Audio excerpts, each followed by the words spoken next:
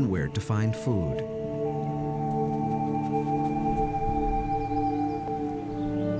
Adult wolverines can cover vast distances over the harshest of terrain, even in the dead of winter. But like any superhero animal, wolverines have a weakness. And it's a big one. A wolverine at 35 below zero can just pretty much kick back and relax. I mean, they can handle it. But what about the upper end? There's got to be some point where it's just too hot. Wolverines will only make dens in snow that lasts until the second week of May. Global warming is reducing the number of places for them to den. Usually, climate change is a very gradual, long-term thing, and animals can often adjust, unless there's some specific characteristic of the climate that they are directly tied to. And we think that may be the case with the wolverine in its dependence on snow. Unless Glacier's wolverines are able to adapt to a changing climate, populations here may disappear. Other animals face a similar predicament.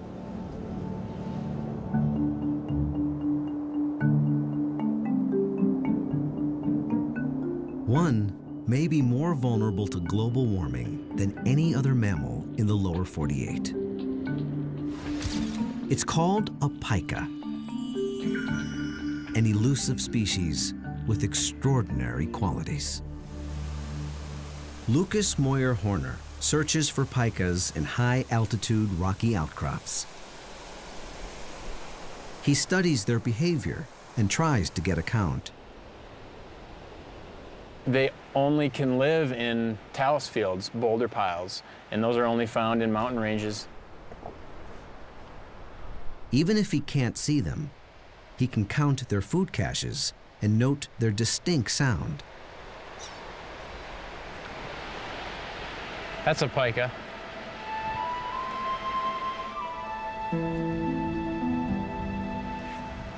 Okay, here's a pika hay pile. Few visitors get to see a pika, but just when you least expect it.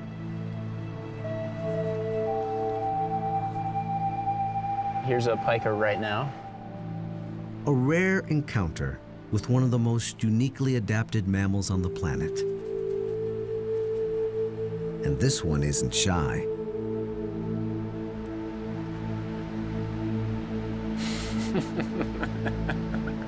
I've never had him do that before. It most likely wants the salt from the sweat on Lucas's clothes.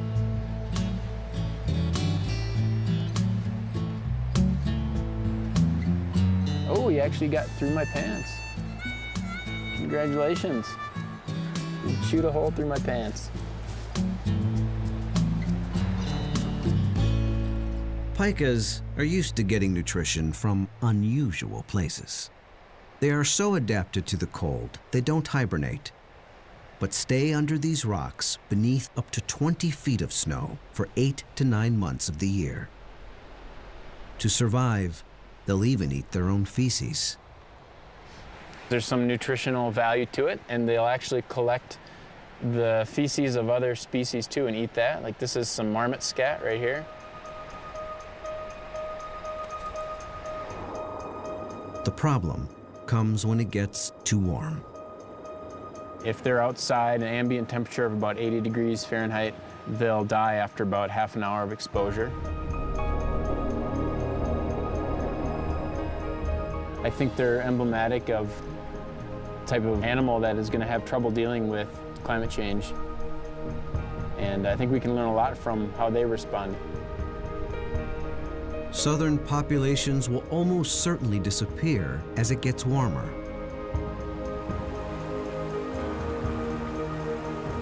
The only question, how long before that happens here? There are a lot of changes here. Glacier Park's going to look a lot different without snow and ice. Dan reaches a major milestone on his hike to Blackfoot Glacier.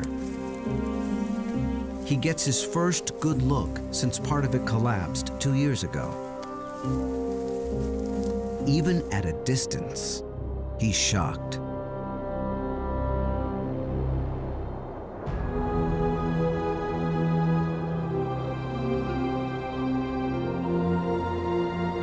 Blackfoot was once the largest glacier in Glacier National Park.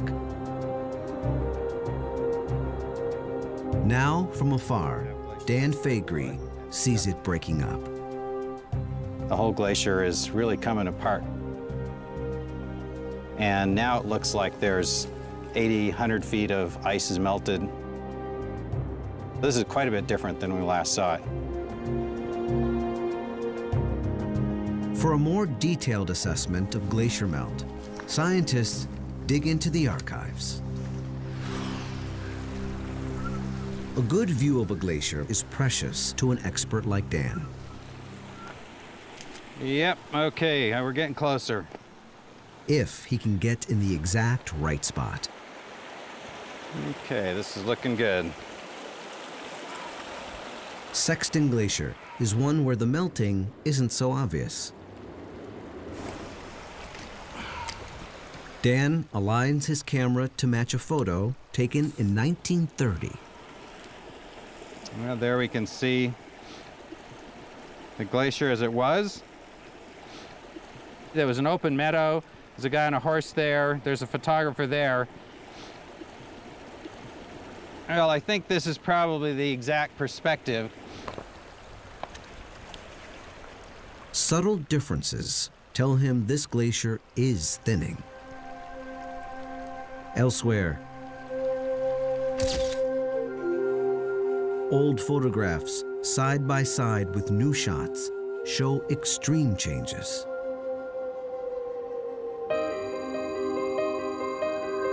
It's a park-wide meltdown. Even glaciers that showed little melting for decades now rapidly retreat.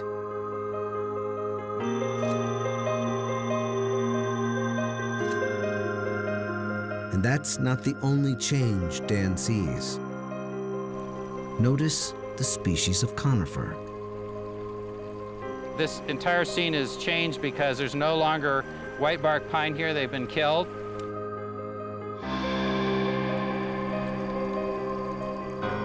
You're not only seeing changes in glaciers, but you're seeing changes in the trees in the same photograph.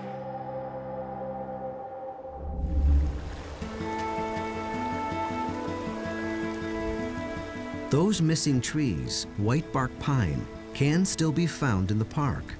And those who search for them hold great hope for the tree's future. It's 0.18 miles, so off in this direction. Rebecca Lawrence and her group scour the backcountry for survivors of blister rust, a disease caused by a fungus that strangles whitebark pine. They start to die from the top down. This is pretty typical. The whitebark population in Glacier used to be a fifth of the forest, and there are huge stands throughout the park that are just decimated and just skeletons, essentially. The fungus was accidentally brought to North America from Europe around 1910. How it may spread with global warming, no one knows for certain. This pine's seeds are high in fat. They're a key food source for many species. So every pine lost hurts.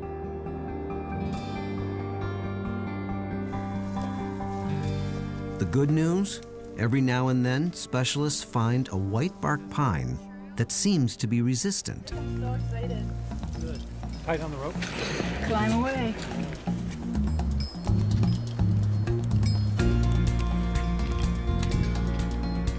You think I should go a little higher?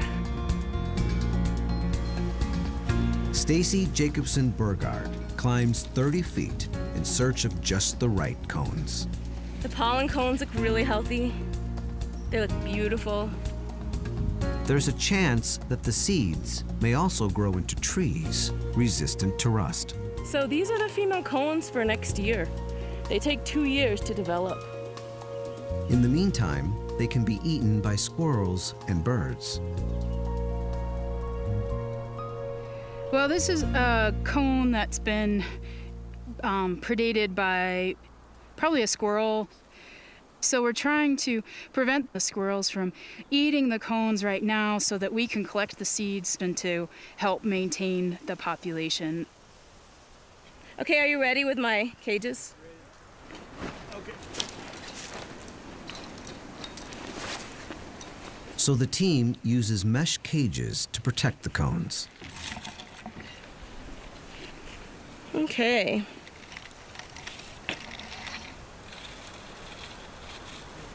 I'm going to just check the bottom again. Make sure that I don't have any openings there for critters.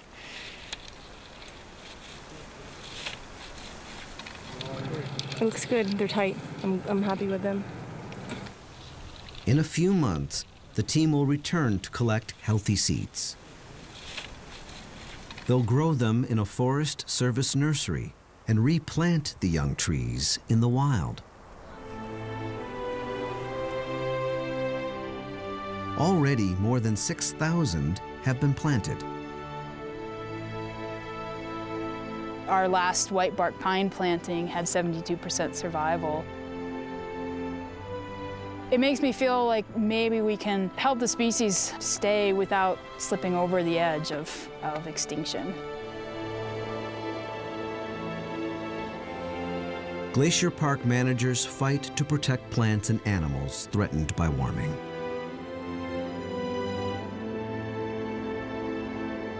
But nothing in our power will stop the glaciers themselves from disappearing.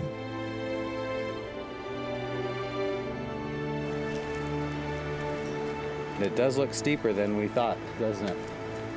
Dan Faegre and his group hike their last mile to Blackfoot Glacier and the section that collapsed.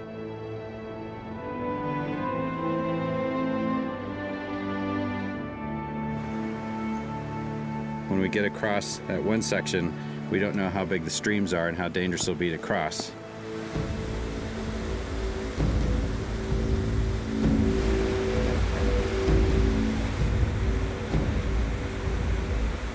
What they find will help estimate how long it will be before all the glaciers are gone for good.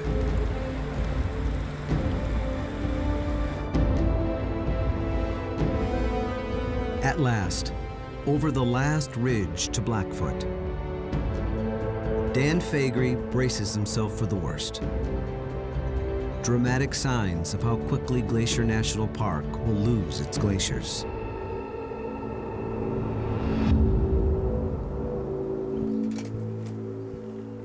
But what they find first is a paradise, revealed by the receding glacier.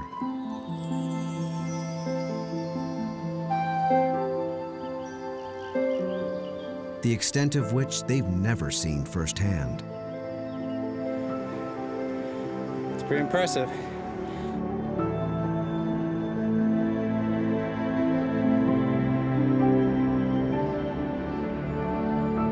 Blackfoot Glacier has carved the rocks here into shelves and steeps.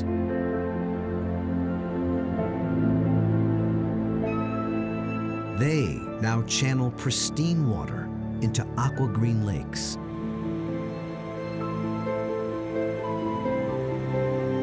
And spectacular cascades.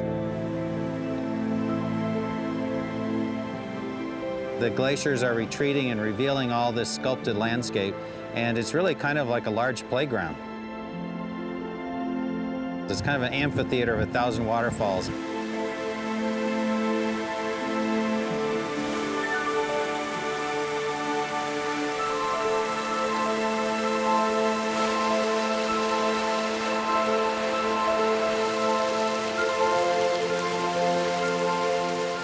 Just on the edges, there's a little bit of fringe of vegetation.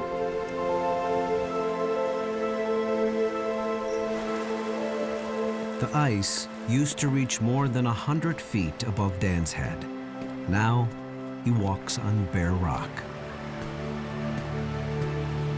As the glacier retreats, it leaves a signature. And you can see all the striations where rock that was embedded at the bottom of the glacier has scraped across this. That's a very telltale sign that this area has been heavily worked by an active glacier.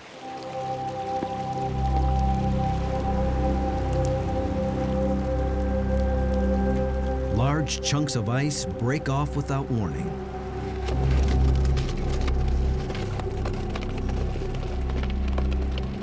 We would try to get up on high ground. We have to move very quickly.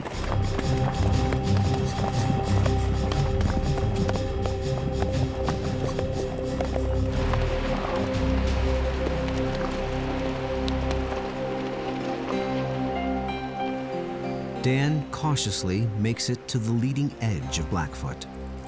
For the first time, he can see up close what is seasonal snow versus what is permanent ice. This is pretty massive. I mean, we have a face here that's 30, 40 feet high, and this is what broke off from the rest of the glacier and went cascading down behind us here. Once you see some disintegration occurring like this, the models that rely on gradual melting are basically not so good anymore.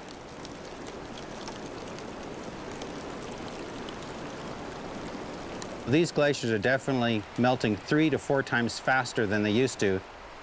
As the glacier thins and moves over some of the humpy topography, it just shatters, it just disintegrates. And so it's hard to believe that a glacier can go away this quickly, but when you have a situation like this, these glaciers could be gone in a decade or so. Everyone thought the glaciers would be here for at least 20 more years. Now it seems about 10.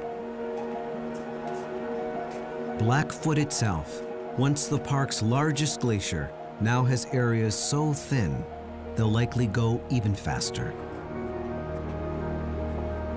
The landscape it carved will remain, but without the ice melt in late summer, most of these waterfalls will cease to flow. This brand new valley of roaring cascades will become a mere whisper.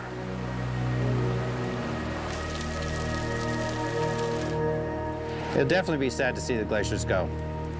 But when you see this sculpted landscape, it's really a very kind of aesthetic area to be in. This is going to be an interesting part of the park for a long time, even after the glaciers are gone. This wilderness is undergoing dramatic changes that we are only beginning to understand. Plants and animals have little time left to adapt to a warmer park.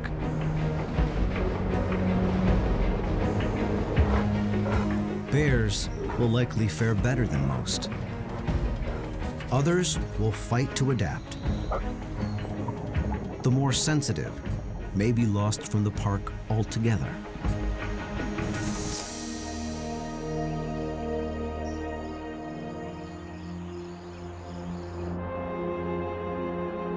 What will remain is a dramatic new landscape.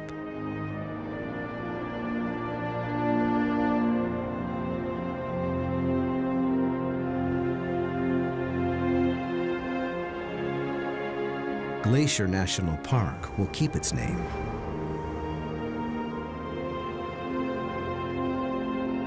Even when the ice is gone, the impact of the glaciers will live on.